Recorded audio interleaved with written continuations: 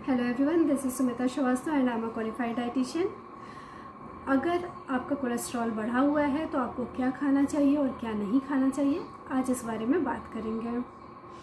जब ब्लड में LDL cholesterol और ट्राइग्लिसराइड बढ़े होते हैं और एचडीएल कोलेस्ट्रॉल कम होता है तो उस कंडीशन को लिपिड डिसऑर्डर कहते हैं। और अगर कोलेस्ट्रॉल बढ़ा हुआ है तो इसे हाइपर कोलेस्ट्रोलीमिया और ट्राइग्लिसराइड बढ़ा है तो इसे हाइपर ट्राइग्लिसरीडीमिया कहते हैं। कोलेस्ट्रॉल हमारी बॉडी में खुद ही बनते रहते हैं और जब हमारी डाइट में सैचुरेटेड फैट और ट्रांस फैट बहुत ज़्यादा अमाउंट में होते हैं तो ये और ज़्यादा बनते हैं। इसके अलावा कुछ और भी कारण हैं जिनकी वजह से कोलेस्ट्रॉल बढ़ जाता है, जैसे कि lack of exercise, smoking, genetic causes और some kinds of medications.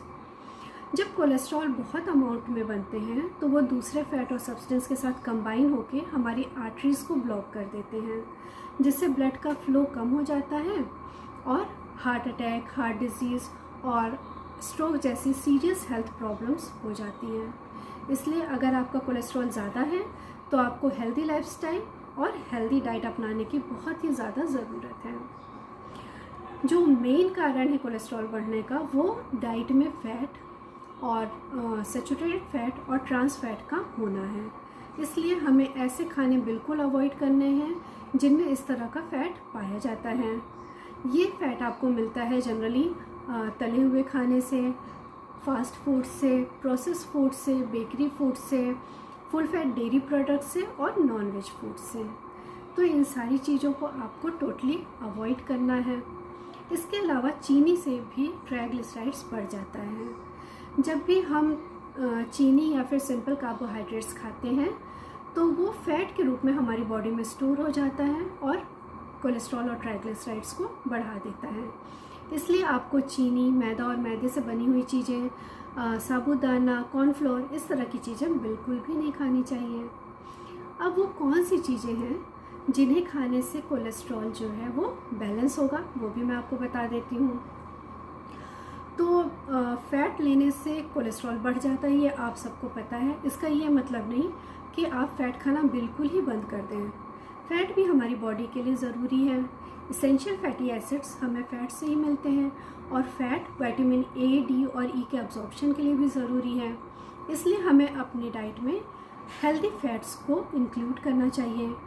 Healthy fats वो होते हैं जिनमें पूफा और मूफा पाए जाते हैं और उनमें जो ओमेगा 3 और ओमेगा 6 फैटी एसिड्स होता है वो लिपिड प्रोफाइल को बैलेंस करने का काम करता है। ये हेल्दी फैट्स आपको मिलेगा canola oil, olive oil, sunflower oil, peanut oil, almonds, walnuts, flax seeds, chia seeds, avocado और फिश में। तो इन हेल्दी फैट्स को आप अपने डाइट में इंक्लूड करिए। इसके अलावा आपको अपने डाइट में फाइबर और कॉम्प्लेक्स कार्बोहाइड्रेट्स भी ज़्यादा अमाउंट में इंक्लूड करना चाहिए। ये आपको मिल जाएगा fruit, vegetable, salad, whole grains और लेग्यूम्स से। फाइबर कोलेस्ट्रॉल को अपने साथ कंबाइन करके बॉडी से बाहर निकालने का काम करता है, इसलिए ये आपको अपनी डाइट में ज़्यादा से ज़्यादा लेना चाहिए। इसके अलावा कुछ फंक्शनल फूड्स होते हैं जो हमें कोरोनरी हार्ट डिजीज़ से बचाते हैं, क्योंकि इनमें फाइटोकेमिकल्स, एंटीऑक्सीडेंट्स और हाइपोकोलेस्ट्रोलेमिक एजेंट पाए जाते हैं। तो पहला फंक्शनल फूड है सोया प्रोटीन। सोया प्रोटीन में एंटीऑक्सीडेंट पाया जाता है जो कि कोलेस्ट्रॉल को कम करता है। दूसरा है लहसुन। लहसुन भी कोलेस्ट्रॉल को कम करता है, इसलिए आपको हर रोज़ एक कच्चा लहसुन ज़रूर से खाना चाहिए। तीसरा है सेब और अमरूद। इसमें पेक्टिन पाया जाता है जो कोलेस्ट्रॉल को कम करता है। चौथा है ओट्स। ओट्स में बीटा ग्लूकेन पाया जाता है जो कि हाइपोकोलेस्ट्रोलेमिक एजेंट है। और पांचवा है मेथी दाना। मेथी दाने में म्यूसिलेजिनस फाइबर पाया जाता है जो कोलेस्ट्रॉल को कम करता है। इसके अलावा हल्दी, चना, प्याज और राइस ब्रान ऑयल में भी हाइपोकोलेस्ट्रोलेमिक एजेंट पाए जाते हैं। तो इन सारे खाने को आपको अपनी डेली डाइट में इंक्लूड्स करना चाहिए।